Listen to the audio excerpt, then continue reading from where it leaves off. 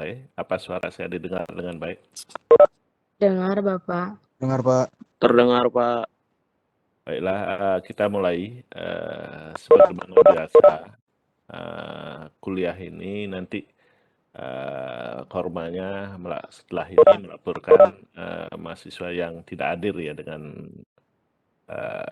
kelasnya, termasuk kelas berapa, kelas A, B, atau C, dan alasannya, supaya saya bisa memasukkannya ke sistem di bagian akademik. Baiklah, saya izin share dulu materinya.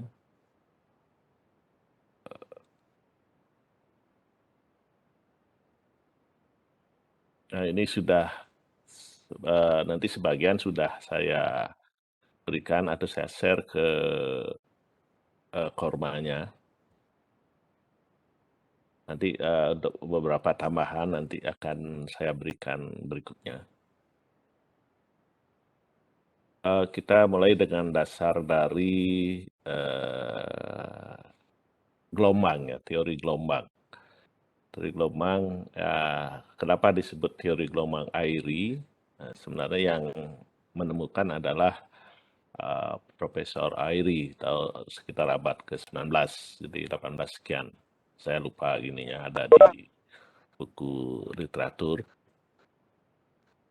Jadi sebenarnya teorinya adalah teori gelombang dengan amplitudo kecil istilahnya. Jadi small amplitude waves theory. Jadi small amplitude waves theory. Kita tidak membahas dari mana asalnya, tetapi paling tidak Anda tahu bahwa teori ini diturunkan dari persamaan Laplace. Jadi di aliran irotasional, mungkin lebih jelasnya ada di mekanika fluida. Tapi saya kira Anda tidak usah berpikir sampai ke sana. Dan persamaan Bernoulli itu untuk kekekalan momentum atau kekekalan energi dengan kondisi batas permukaan air dan dasar laut. Diasumsinya zat cair homogen dan tidak termampatkan. Jadi air laut itu dianggap homogen dan tidak bisa termampatkan. Tegangan permukaan diabaikan, jadi pertemuan antara air laut dan udara itu dianggap tidak ada tegangan. Kemudian gaya Coriolis akibat perputaran bumi diabaikan. Jadi gaya Coriolisnya diabaikan. Tekanan pada permukaan air seragam dan konstan. Zat adalah ideal sehingga berlaku aliran tak rotasional atau irotasional flow. Dasar laut dianggap impermeable, dasarnya tetap dan datar. Amplitudo gelombang kecil terhadap panjang gelombang dan kedalaman air. Nah, asumsi ini hanya bisa dilakukan percobaan di laboratorium dalam skala model. Jadi kalau di alam itu banyak faktor-faktor yang mempengaruhi kondisi gelombang yang ada di alam. Tapi tidak ada apa karena pendekatannya pun harus ada rumusan yang bisa dimasukkan ke dalam persamaan gelombang. Karena gelombang-gelombang di laut itu sangat irregular dan kompleksitasnya sangat tinggi. Jadi tiada batas dia dalam hal itu. Tetapi kalau untuk membatasi itu, maka dibuatkan suatu kondisi yang kondisi yang ideal yang bisa dilakukan pembatasan-pembatasan. Nah, dari Profesor Airy inilah dibuatkan. Jadi gelombang itu dianggap bergerak sinusoidal. Jadi persamaan sinusoidal, kemudian dia akan mempunyai puncak dan lembah. Puncaknya, jadi gelombang itu merambat di permukaan air. Jadi dia mempunyai puncak dan lembah. Jarak antara puncak dan puncak atau lembah dengan lembah itu disebut dengan panjang gelombang atau L. Jadi, notasinya L. Kemudian gelombang ini merambat di permukaan air dengan kecepatan C, jadi celerity. length, celerity, kemudian beda tinggi antara puncak dan lembah itu disebut dengan H, H besar ya, H besar. Kemudian fluktuasi muka airnya disebut dengan eta. Jadi ini disebut dengan eta. Dan kedalaman rata-rata air itu disebut dengan, ada yang menyebutnya dengan D kecil, depth. Ada juga yang menyebut dengan H kecil, H. Jadi beberapa literatur. Jadi jangan Anda bingung. Ada dengan menyebutnya dengan D, depth, kedalaman. Ada juga menyebutnya dengan H.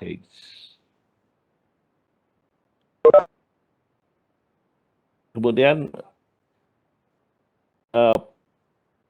gelombang itu kan merambat di permukaan air. Jadi air itu tidak bergerak dia seperti di sungai begitu. Dia hanya bergerak mengikuti orbit partikel. Jadi orbit partikelnya. Jadi kalau dilihat seperti ini, pergerakan muka air itu hanya bergerak secara orbital. Jadi dia bisa berbentuk lingkaran penuh, bisa berbentuk elips, dan dia juga bisa berbentuk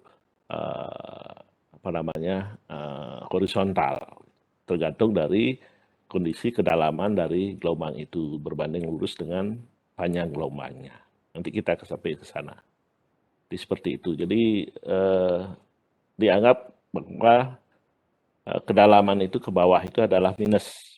Jadi maksimum kedalaman adalah Y sama dengan minus D. Jadi Y sini minus D, atau kalau yang luar buku minus H. Nah, pergerakan partikel air ini, jadi orbital ini, yang pergerakannya ke arah horizontal disebut dengan U, pergerakan kecepatan vertikal disebut dengan V. Jadi kecepatan horizontalnya U, kecepatan vertikalnya V.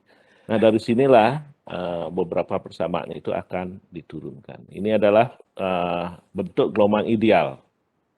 Dia berbentuk fungsi sinus Svedal, jadi bentuknya ideal seperti ini. Tapi di alam tidak seperti ini. Ada sedikit pergerakan yang lebih lebih lancip gitu. Nah, sekedar Anda tahu bahwa persamaan Laplace untuk konservasi massa atau irrotational flow itu adalah bentuknya seperti ini. Jadi del kuadrat P per del X kuadrat ditambah del kuadrat V per DI kuadrat ditambah del kuadrat V per Z kuadrat sama dengan 0. Nah, ini akan Anda temukan di beberapa juga pelajaran di persamaan untuk FVCOM atau yang lainnya. Jadi penurunan energinya. Jadi banyak Anda temukan di sini. Jadi kecepatan arah U, jadi dianggap 3 dimensional dia. U adalah kecepatan arah horizontal adalah minus dv per dx, kecepatan vertikal adalah minus dv per del I, dan kecepatan arah z atau arah tegak lurus gambar itu adalah w min dv dz. Nah, setelah itu di persamaan Bernoulli adalah seperti ini. Jadi del V per del T ditambah setengah U kuadrat V kuadrat ditambah G kali W ditambah P per U sama dengan 0. Atau ditulis del V per del T ditambah P per U ditambah setengah kali. Ini adalah U dan V, U kuadrat ini adalah turunan dari del V per del X dan del V per del I. Jadi dianggap dia 2 dimensi, tidak 3 dimensi. Sebagai C per T. Nah, dari kedua persamaan ini digabung dan dilakukan pembatasan, di mana di dasar laut itu kedalamannya adalah minus D, di mana kecepatan di dasar laut adalah sama dengan 0. Jadi V sama dengan dv per del E sama dengan 0 kecepatannya di sini. Sedangkan di permukaan laut, di mana Y sama dengan 0, itu adalah pergerakan airnya adalah minus per G kali del V per del T. Sehingga dari persamaan ini timbullah akan yang disebut dengan kecepatan potensial gelombang. Jadi V sama dengan A kali G minus sigma cos hiperbolis K D plus Y cos hiperbolis per cos hiperbolis KD sin KX minus sigma. Jadi ada dua persamaan yang Anda akan jumpai di sini adalah kosinus hiperbolis dan sinus biasa. Ini ada dua. Jadi ini adalah dalam angka V radian, ini dalam angka degree. Di sini degree. Ini adalah dasar dari penurunan rumus-rumus yang lainnya, berapa kecepatan partikelnya, berapa energi gelombangnya, berapa tekanan gelombangnya, gaya gelombangnya. Nah, diturunkanlah dari rumus ini. Di mana sigma adalah 2V per T. T ini adalah periode gelombangnya. Jadi waktu yang diperlukan dari puncak ke puncak atau waktu yang diperlukan dari lembah ke lembah. Itu disebut dengan periode gelombang. V-nya adalah V dalam V radian 3,14 ya, 1414 sekian. Dan K itu angka gelombang, itu 2V per L. L itu adalah panjang gelombang. K-nya disebut dengan Wipp number. Sedangkan sigma disebut dengan time singular, frekuensi singular. Nah, sehingga nanti akan dicatat bahwa komponen vertikal kecepatan partikel pada permukaan air adalah V sebenarnya sekian, P adalah delta eta per dt, jadi perubahan fluktuasi muka air laut per satuan waktu, artinya. Itu adalah turunan dari rumus yang tadi, eta itu rumusnya kan ini. Sehingga turunan dari ini adalah d kuadrat V per dt kuadrat, karena V sama dengan dV per E, maka persamaannya itu adalah sigma kuadrat GK tangan hiperbolis KD. Ini adalah sekedar urutan dari penurunan rumus tadi, jadi nggak usah Anda terlalu pusing memikirkannya. Yang penting nanti ada rumus jadi bahwa ini cepat rambat gelombang adalah GT per 2Pi tangan hiperbolis 2Pi D per L. Atau panjang gelombang adalah C kali T. Jadi tinggal dikalikan L sama dengan GT kuadrat per 2Pi tangan hiperbolis 2Pi D per L. Jadi inilah yang perlu Anda Anda ingat. Nih.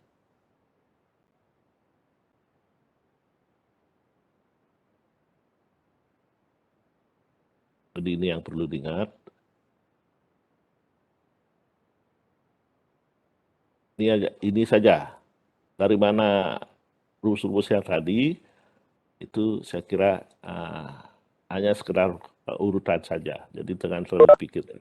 Jadi dua rumus ini, C sama dengan GT per 2Pi tangan hiperbolis 2Pi D per L, atau L sama dengan GT kuadrat per 2Pi tangan hiperbolis 2Pi D per L. Itu yang Anda ingat. Nah, di sini ada, kalau Anda perhatikan, rumus panjang gelombang, itu ada 2 L. Di depan menentukan panjang L, di belakang juga ada L. Ini persamaan ini bisa diselesaikan dengan cara yang disebut kita iterasi atau cara coba-coba. Jadi dengan memasukkan komponen coba-coba sehingga ruasan yang di depan itu sama dengan ruasan yang di belakang. Baru selesai iterasinya. Nah, kalau kita dengan manual mungkin agak lama, tapi kalau dengan komputer jauh lebih cepat. Nah, bagaimana cara menentukan awalnya? Maka kita akan nanti bergerak ke jenis gelombangnya. Nah, ini adalah seperti ini. Nah, kita bisa ringkas bahwa gelombang air ini menghasilkan L sama dengan C kali T, C sama dengan GL per 2Pi tangan hiperbolis, eta fluktuasi muka airnya adalah H per 2 cos KX min sigma T. Jadi bedakan tangan hiperbolis dan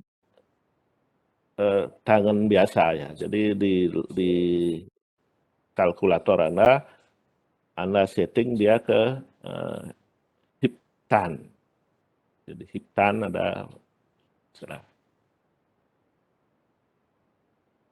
Nah, untuk menghitung berapa besar inputan dalam gelombang itu, maka kita mengklasifikasikan gelombang berdasarkan kedalamannya.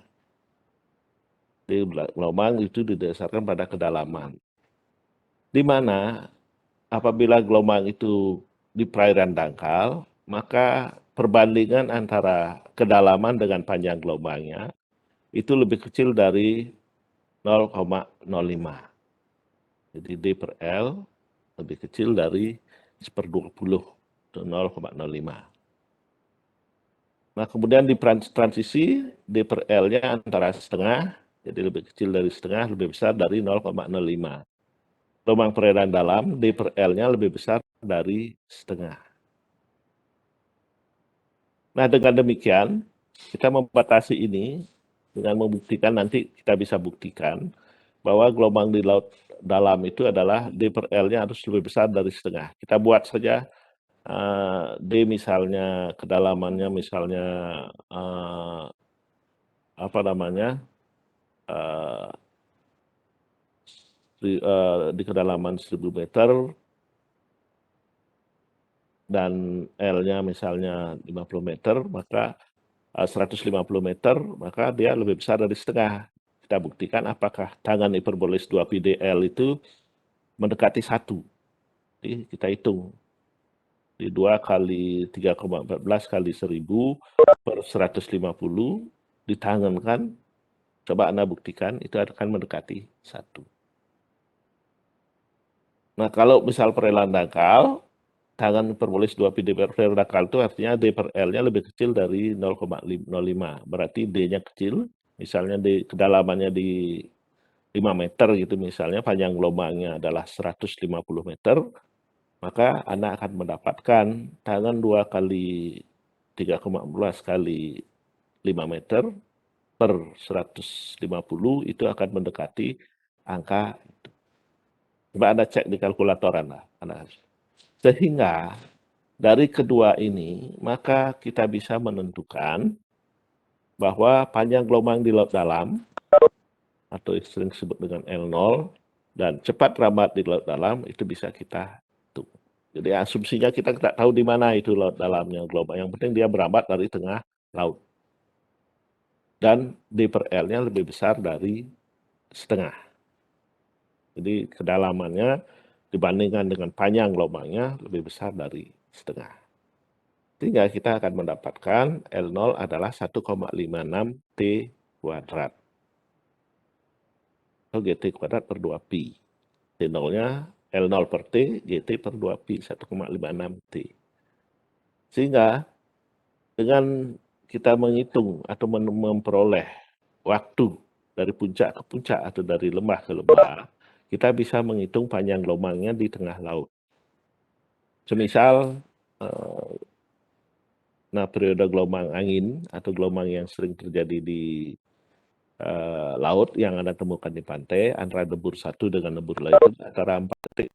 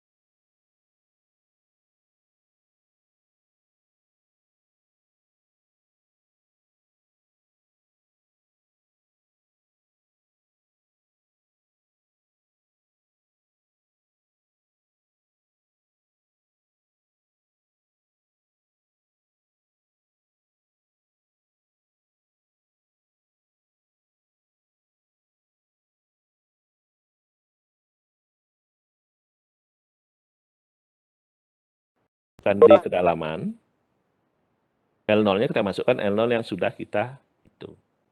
Sehingga mendapatkan L1 suatu angka.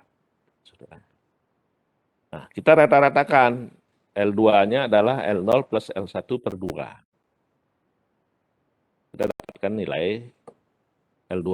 Nah, L2 ini kita masukkan lagi ke rumus L sama dengan GT kuadrat 2 per 2 pi tangan tulis 20 per L2.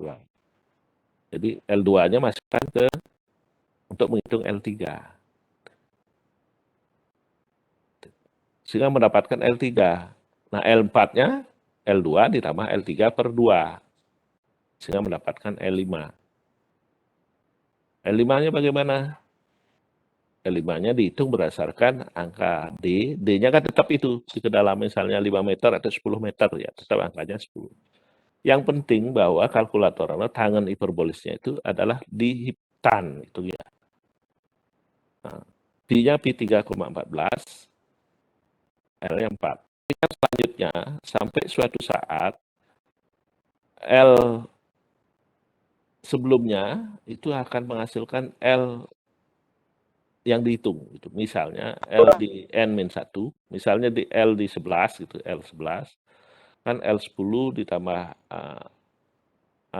L, apa namanya, L11 sama dengan L N-1, berarti L10 itu salah rumusnya nih. Saya bikin ini L-1 sama N-2. Mendapatkan Ln berapa? Oh ya benar di sini, karena L-1 kita hitung. Jadi L yang sebelumnya ditambah L 2 kali sebelumnya, menghasilkan nanti sama angkanya. Nah, itulah yang hasil dari iterasinya, artinya sudah berakhir. Iterasinya sudah berakhir. Anda bisa coba sendiri di rumah. Nah, misalnya ini ada latihan. Gelombang dengan periode 12 detik terjadi di laut dalam. Tentukan panjang dan cepat ramat gelombang di kedalaman 10 meter. Jadi Anda bisa hitung. L0-nya adalah GT kuadrat per 2pi. Jadi G 9,8 kali 12 kuadrat per 2 kali 3,14. Jadi dibagi itu. Nah, itu akan menghasilkan nantinya adalah hasil itu kita bisa itu sekitar sebentar dulu saya hitung.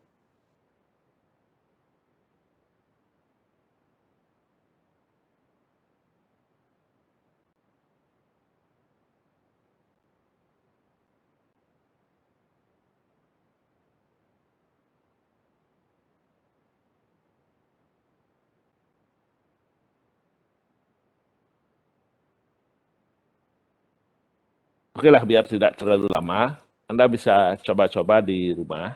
Jadi hitung dulu L0 sama dengan GT kuadrat per 2pi. Dapat itu, hitung L1, masukkan nilai L0 dan D-nya sama dengan 10 meter. Nah, nanti di iterasi kira-kira ke 12, 11 dan 12, itu akan mendapatkan angka yang sama. Coba Anda nanti latih di rumah. Nah, ada kira-kira kalau saya di papan sih masih bisa langsung hitung. Di sini karena materinya ini adalah nanti kita bahas, jadi bisa dihitung. Jadi misalnya kita bisa hitung L0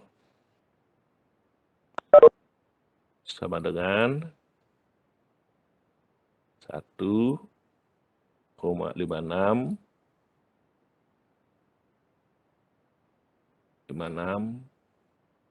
pi kuadrat, kan gitu. Pi kuadrat. Itu adalah sama dengan 1,56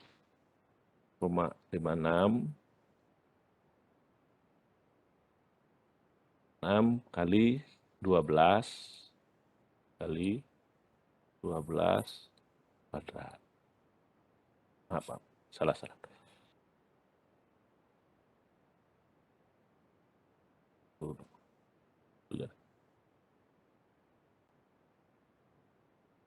kali 12 kuadrat ya. Di sini kuadrat. Salah dicoret.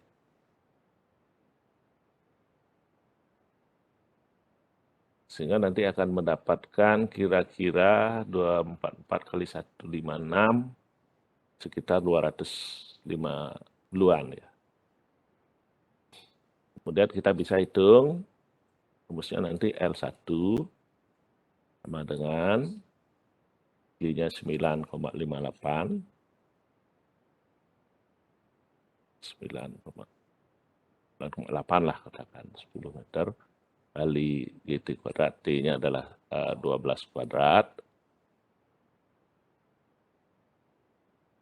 12 kuadrat. Ya, Anda hitunglah sendiri ya. Sebagai latihan. Kemudian itu terlalu lama, jadi iterasinya terlalu lama, terlalu memakan waktu. Jadi hanya menghitung panjang gelombang saja, Anda memerlukan waktu yang sangat panjang. Tetapi tidak apa, karena proses itu kita harus tahu. Nah, untuk lebih cepatnya kita bisa memakai tabel. Jadi memakai tabel yang disebut dengan tabel C1. Itu bisa dilihat di buku-buku teknik pantai, di bagian belakang itu kan ada tabel C1. Tabel ini dibuat berdasarkan rumusan yang ada. Jadi berdasarkan kita memakai tabel itu. Nah, untuk menghitung lebih cepat, hitung cepat. Tapi dasar dari semua angka-angka yang ada dalam tabel itu adalah angka-angka yang memang berdasarkan rumusan yang ada tadi. Caranya sama, kita menentukan L0 dulu. Jadi L0 sama dengan GT kuadrat per 2pi sama dengan 1,56 T kuadrat. Kita bisa menghitung nilai D per L berdasarkan D per L0 dengan tabel ini. Jadi ada di dalam tabel itu nanti yang kita pakai memang banyak komponennya, tapi yang kita pakai adalah hanya D per L0, kemudian D per L, N, dan koefisien tangan hiperbolis KD-nya ini. Jadi ini yang, tapi banyak di dalam tabel itu banyak. Tapi yang kita pakai adalah hubungan antara D per L0 dan D per L. Jadi kita tahu dapat menentukan D per L0-nya, kita langsung dapat menentukan D per L-nya. Sehingga L-nya itu bisa dihitung.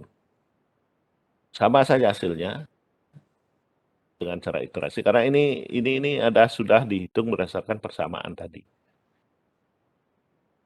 Ya nanti mungkin akan saya share tabelnya. Kalau bagi yang belum punya, saya akan scan dulu dari bukunya, baru nanti saya sebarkan ke Anda. Sehingga nanti kita bisa menghitung dengan cepat. Jadi tidak hanya tersita waktu di menghitung panjang gelombang saja.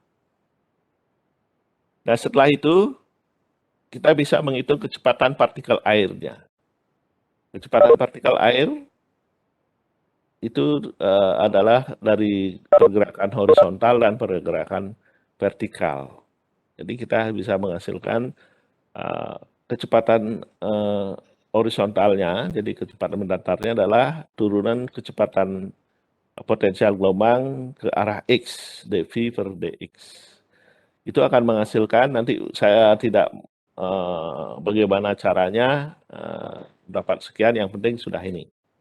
Ini rumusannya adalah VH per T, H-nya H tinggi gelombang, T-nya T periode, cos hiperbolis KD per Y, cos KX KD, cos hiperbolis KD, kali cos KX min sigma T. Demikian pula komponen vertikalnya adalah V dV per dI, VH per T, VH per T, sin hiperbolis KD per Y, sin KD, sin KX min sigma T. Sehingga di dalam persamaan tadi kita bisa menghitung kecepatan horizontal dan kecepatan vertikal. Apa gunanya di sini? Itu biasanya adalah untuk menghitung sebaran polutan di tengah laut. Jadi misalnya tumpahan minyak atau yang lainnya, pergerakan partikel, itu bisa kita hitung dalam suatu periode tertentu pasang surut. Jadi kita bisa, misalnya pasang surutnya cuma 1 meter terjadi pada saat itu, kita bisa menghitung berapa kilometer pergerakan dari polutan yang atau tumpahan minyak yang terjadi di laut. Nanti kita ke sana, contoh soal. Itu kira-kira kenapa kita harus menghitung ini. Nah, dari persamaan inilah nanti dihitung pergerakan komponennya, percepatan partikel air, kemudian pergerakan partikelnya, jadi horizontal dan vertikal. Inilah yang akan bisa kita menghitungnya ini. Nah, contoh soalnya ada, nanti adalah saya berikan di, mohon maaf, rasanya ada sih. Nah, ini di sini sudah saya berikan. Itu ada, kita sampai ke sana.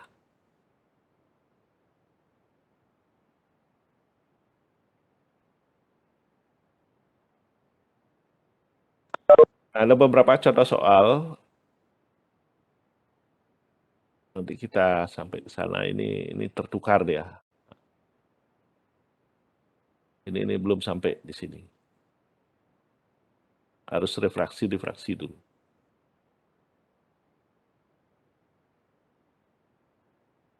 Yang perlu Anda coba dulu adalah ini dulu, yang tadi.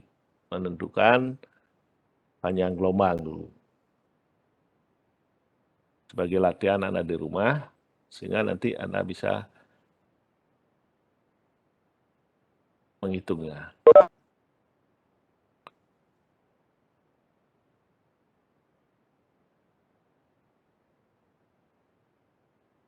Nah, setelah itu ada yang perhitungan dengan energi gelombang. Jadi ini agak kita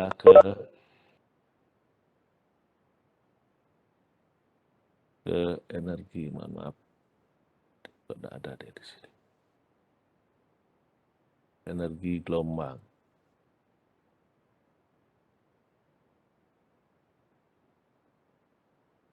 Nah, energi gelombang juga dihitung berdasarkan persamaan tadi. Jadi itu dengan mengintegrasi persamaan-persamaan dari kecepatan partikel horizontal dan kecepatan partikel air vertikal. Nah, Anda tidak usah, yang penting Anda bisa tahu asal-usulnya. Energi kinetik itu adalah akibat dari sesuatu yang bergerak. Nah, sesuatu yang bergerak, ya di sini ada kecepatan horizontal dan vertikal. Jadi dia dipakai EK, saya ingat fisika di SMA, itu adalah setengah MP kuadrat. Energi kinetik adalah setengah MP kuadrat asal usulnya. Jadi V-nya itu karena dia 2 dimensi, berarti U dan V. Sehingga total energi kinetiknya itu adalah integrasi dari gelombang itu dari lembahnya sampai puncaknya, kemudian dari kedalaman di bawah dasar laut sampai di kedalaman permukaan air. Jadi 0 per L itu adalah fluktuasinya, min D per 0 adalah kedalaman, setengah kali rho dx kali DI kali U kuadrat V kuadrat. Nah, inilah yang menghasilkan persamaan U dan P itu dimasukkan, sehingga memperoleh energi kinetik nanti besarnya adalah rho GH kuadrat per L per 16. Ini saja yang perlu Anda hafalkan. Jadi di sini. Ini yang perlu Anda hafalkan. Kemudian, energi potensialnya Anda sama. Energi potensial adalah rho kali G kali H. Ya. Jadi apabila suatu zat cair berada di kedalaman beda tingginya ada, maka dia mempunyai energi, menyimpan energi potensial. Itu adalah sebesar rho kali G kali H. H-nya itu adalah beda tinggi. Kalau di sini adalah D. Ya, D. Sehingga kalau kita integrasi dari 0 sampai L, dari seluruh energi yang terpampang di gelombang itu adalah total energi dari beda tinggi. Beda tinggi adalah eta, ya, eta tadi, eta. Sehingga menghasilkan energi potensial sama sebesar rho GH kuadrat kali L per 16. Sehingga energi totalnya itu adalah energi kinetik plus energi potensial kali rho kali G kali H kuadrat per L per 8. Ya. Jadi total energi semua itu adalah 1/8 rho kali G kali H kuadrat. Anda tidak usah ini, jadi energi yang terkandung di dalam gelombang itu tergantung sekali dengan tinggi yang ada. Jadi Anda bisa rasakan kalau Anda mandi di pantai, hantaman gelombang, jika gelombangnya kecil, sedikit dia. Tapi begitu gelombang itu besar, akan menghantam sangat kuat. Itu yang kita sebut dengan energinya gelombangnya. Maka gaya-gaya atau struktur yang bekerja pada bangunan pantai, itu dihitung berdasarkan energi yang ada ini. Jadi ini yang perlu diingat bahwa energi totalnya adalah 1/8 rho kali G kali H kuadrat kali panjang gelombangnya, artinya itu seluruh panjang gelombang. Nah kalau persatuan meter, L-nya dihilangkan. Kalau misalnya persatuan meter, rho kali G kali H kuadrat per 8. Itu adalah energi gelombang yang masuk. Sehingga nanti kalau Anda sudah dapat mengetahui tinggi gelombangnya, panjang gelombangnya sudah dapat, kita bisa menghitung total energi yang terkandung di dalam gelombang tersebut. Itu dengan rumusan 1/8 rho G kali H kuadrat per L. Demikian pula nanti adalah tekanan gelombang, kemudian tekanan hidrostatik, tekanan hidrodinamis, nanti kita bisa hitung dari sana. Dari energi gelombang yang ada.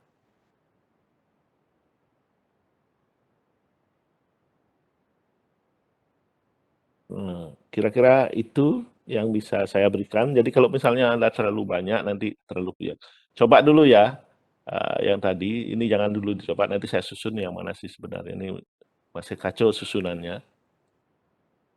Tak tahu apa sebabnya ini.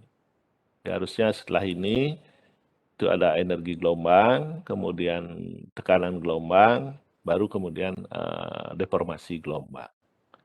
Ini masih jauh ini.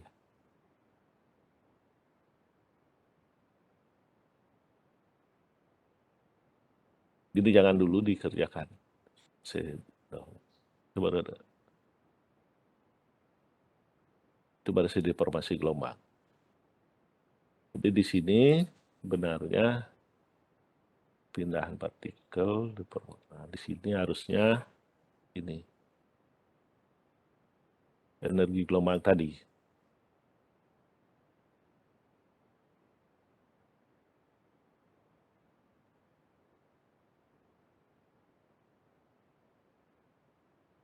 Nanti saya kirim ulang.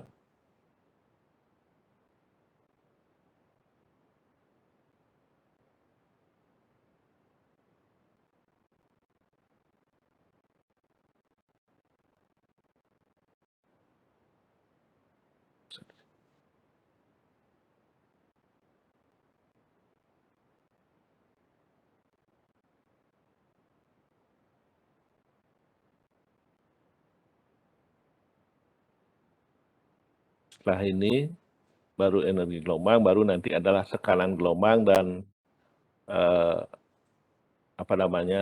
perilaku dari gerak partikel air.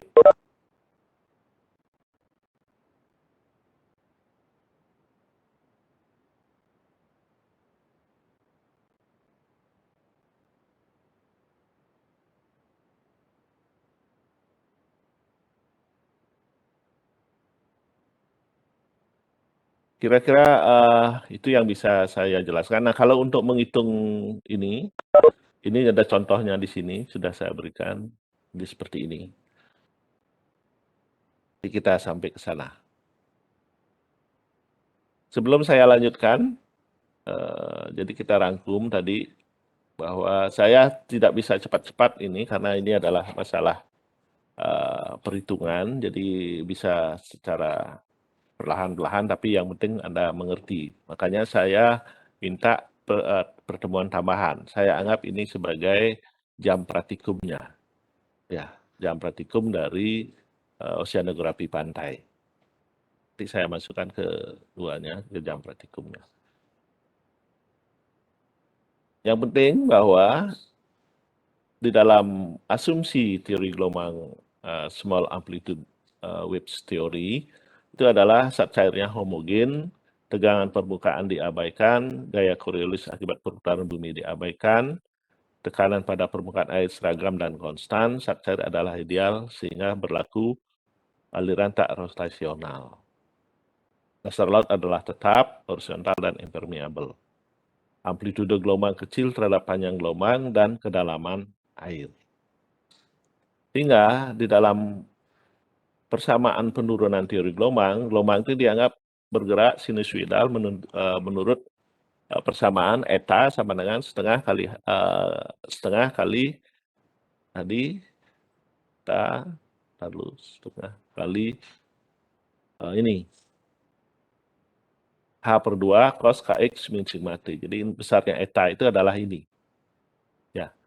Jadi eta yang tadi yang ini itu besarnya H/2 kali tadi itu cos kx min sigma t. Cos biasa ya, cos goniometri. Kemudian L-nya adalah persamaannya GT kuadrat per 2pi tangen hiperbolis 2πd per L. Cepat lambatnya C itu L per T adalah GT per 2pi tangen hiperbolis 2πd per L. Nah, dalam menghitung panjang gelombang itu ada 2 L di ruas depan dan ruas belakang. Sehingga tinjauannya nanti bahwa Anda harus mengasumsi gelombang itu berada di tengah laut, di laut dalam. Sehingga kita bisa menghitung L0-nya sama dengan GT kuadrat per 2pi L0-nya adalah GT kuadrat per 2pi atau 1,56 T kuadrat. 1,56 T kuadrat. Sehingga di dalam perhitungan tadi Anda bisa mengiterasikan, jadi diiterasikan persamaan tadi. Nah, simpelnya juga dengan memakai tabel. Jika tidak ada tabel, maka Anda menghitung secara iterasi, cara coba-coba boleh. Kedua-duanya bisa Anda harus kuasai. Kemudian, setelah Anda dapatkan panjang gelombang dan periodenya, Anda bisa menghitung kecepatan partikel air arah horizontal dan vertikal dengan rumusan yang sudah ada. Demikian pula percepatannya AX dan AY, kemudian displacement-nya, perpindahan. Jadi perpindahan secara horizontal dan perpindahan secara vertikal. Jadi dia bisa bergerak elips, bisa bergerak berbentuk lingkaran penuh, dan bisa berbentuk garis seperti itu. Nah, itulah tadi dari ini maka kita bisa menghitung total energi yang terkandung di dalam gelombang ini. Jadi total energinya adalah dari total panjangnya, dari lembah ke lembah atau dari puncak ke puncak, itu adalah 1/8 rho GH kuadrat kali L. Rho GH kuadrat kali L. Nah, silakan coba dulu di rumah menghitung panjang gelombang, menghitung cepat lambat gelombang dengan periode tertentu, menghitung energi gelombang, menghitung perpindahan partikel air dan sebagainya. Nanti akan saya berikan contoh soal mengenai hal itu. Kira-kira itu yang baru saya sampaikan untuk kuliah kedua ini, karena saya tidak mau cepat-cepat. Sambil pelan-pelan Anda bisa meresapi, kemudian bisa mengerjakan soal-soal yang ada. Itu yang saya jelaskan. Mungkin ada yang bertanya atau diskusi nanti. Silakan. Saya buka kesempatan.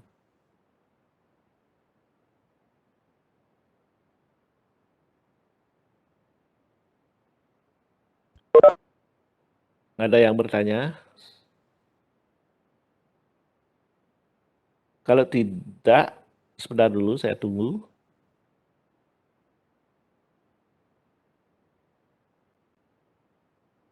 Kita awal-awal jangan terlalu cepat, terlalu banyak materinya, langkah demi langkah saja, langkah kecil tapi pasti.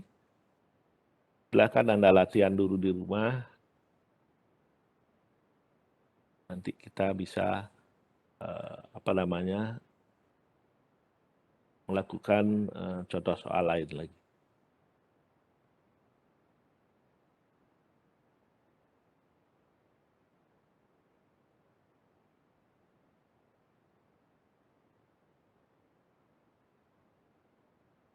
Oke, kalau tidak ada yang bertanya, saya cukupkan. Selamat pagi, terima kasih. Mohon korbannya ya untuk mengabsen teman-temannya, nanti lapor ke WA ke saya, sampaikan lewat WA saja ke saya setelah kuliah ini berlangsung. Baik, Pak. Ya. Terima kasih atas kehadiran Anda mengikuti perkuliahan ini. Saya akhiri, selamat siang, pagi masih ya, selamat pagi. Pagi, Pak. Pagi, Pak. Terima kasih banyak. Terima kasih, Pak. Terima kasih, Pak.